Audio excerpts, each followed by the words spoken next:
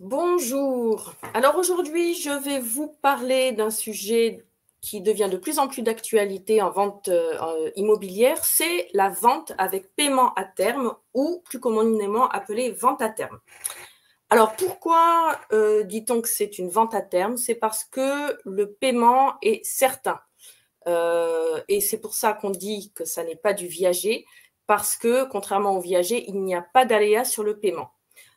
En revanche, on dit que c'est une variante du viager parce que la vente à terme peut se faire pour un bien qui sera libre ou occupé comme en viager. Et à ce moment-là, on aura donc un aléa sur la valeur d'occupation. Alors, je vais vous expliquer le principe. Je prends un exemple. On a une maison qui coûte 800 000 euros. C'est fréquent sur Aix-en-Provence. Cette maison pourrait donc être vendue sous la forme d'une vente traditionnelle avec un acquéreur, donc pour un acquéreur qui ferait un crédit bancaire. La difficulté aujourd'hui, c'est qu'il y a beaucoup de refus de crédit encore, même si les banques ont quand même un petit peu réouvert les vannes depuis janvier. Et donc, la vente à terme peut être une alternative pour vendre cette maison au même prix que ce qui aurait été vendu initialement en vente classique. Le principe est qu'au lieu de payer le vendeur tout de suite ces 800 000 euros, on va le payer sous la forme d'un capital, on imagine 400 000 euros, et sous la forme de mensualité sur une durée déterminée qui peut être 10, 15 ou 20 ans. Il ne faut pas que cette durée, en général, excède la durée de vie du vendeur. Donc, dans mon exemple, les 400 000 euros restants seraient payés, par exemple, sur 10 ans. La condition sine qua non, bien entendu, c'est que le vendeur n'ait pas besoin des 800 000 euros initialement. Dans mon exemple, il a besoin de 400 000 euros et pas plus. Pourquoi dit-on que le paiement est certain? Parce que si le vendeur décède, eh bien, ce sont ses héritiers qui toucheraient les mensualités.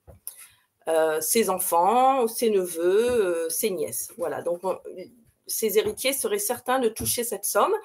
Et si l'acquéreur décédait également, eh bien, ce sont les héritiers de l'acquéreur qui devraient payer les mensualités restant dues. Alors, donc ça, je l'ai déjà dit, la vente à terme, donc elle peut être libre ou occupée. Et donc, en cas de vente à terme occupée, on va avoir une vente non pas de la pleine propriété, mais uniquement de la nue propriété.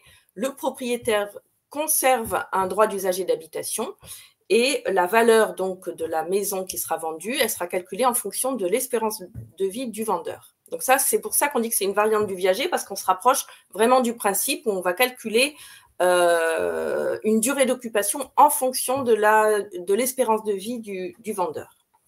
Comme en viager également, on a des clauses viagères.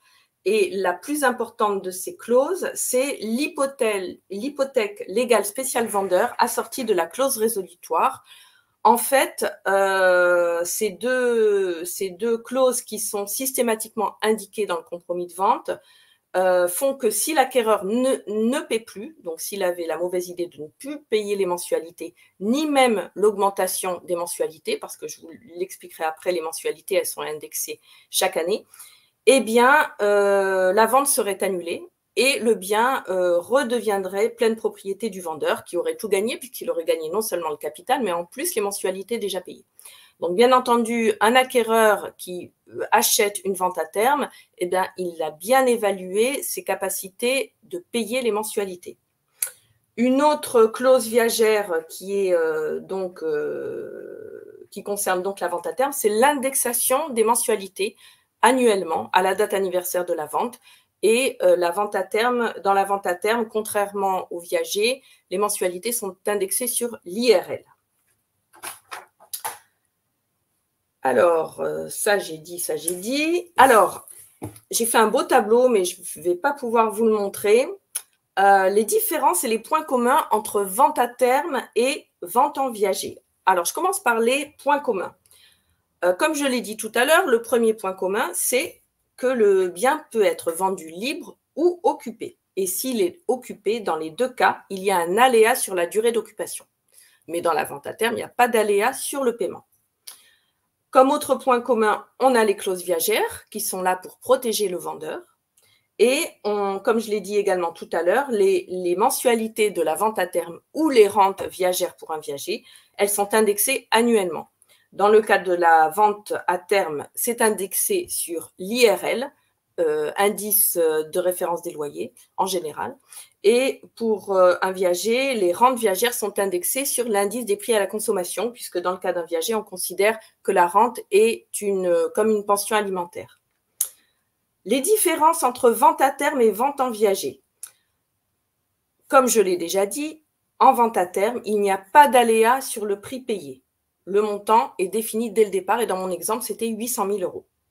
Alors qu'en viager, on a un aléa sur le prix payé puisque l'acheteur y paiera des rentes jusqu'au décès du ou des vendeurs.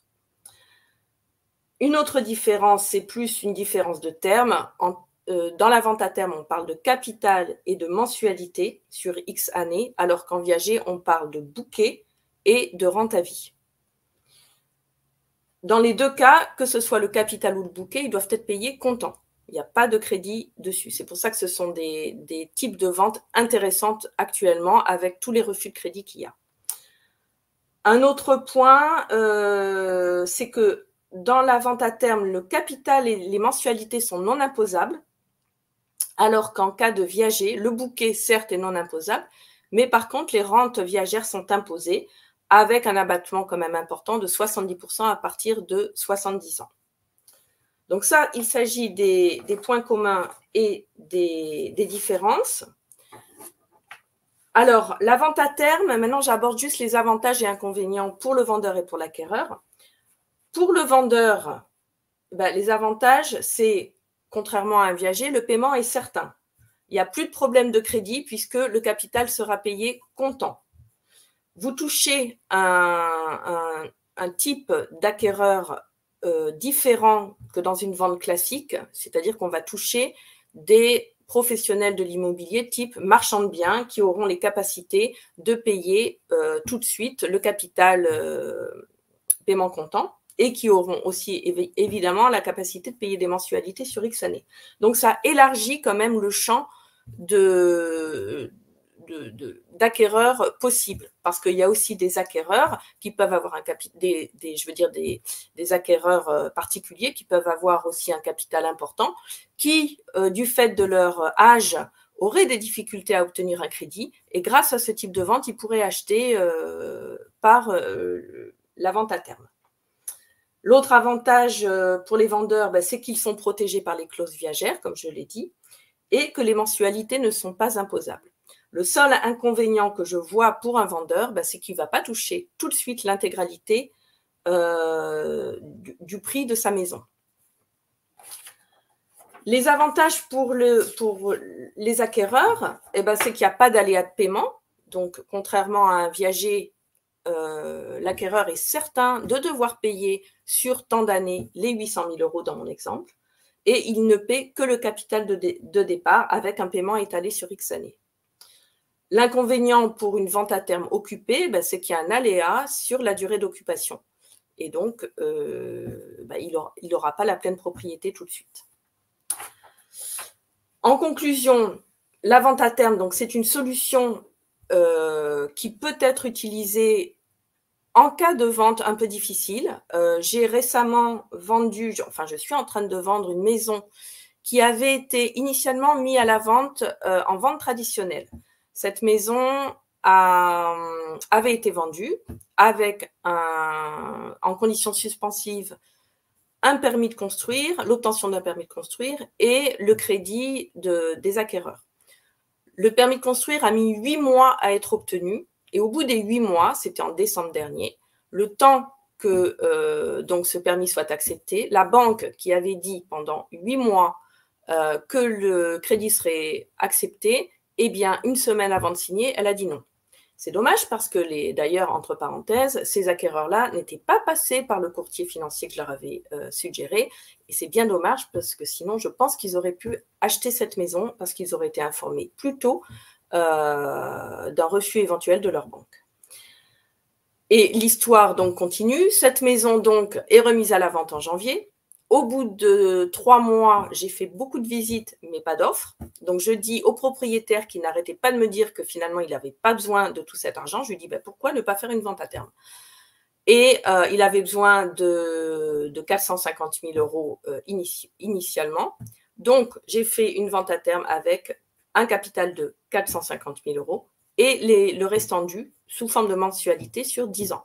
En 15 jours, j'ai obtenu 2 offres au prix, dont une finalement qu'a privilégié le vendeur parce que c'était un professionnel de l'immobilier type marchand de biens qui allait acheter cette maison.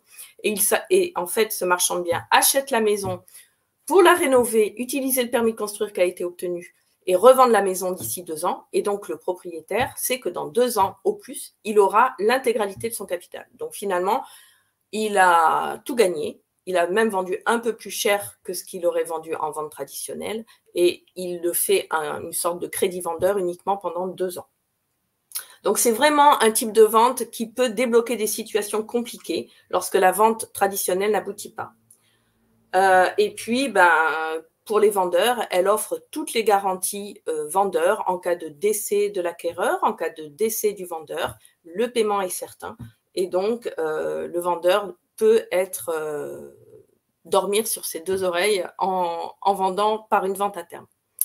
Voilà, j'en ai fini. Si vous avez des questions, n'hésitez pas à m'envoyer un petit message. Je me ferai un plaisir de répondre à vos questions. Je travaille sur Aix-en-Provence et sa région, mais même si vous envisagez de faire une vente à terme ou un viager, parce que je suis également spécialiste en viager, dans toute la France, j'ai des collègues qui pourront s'occuper très bien de vous. À très bientôt.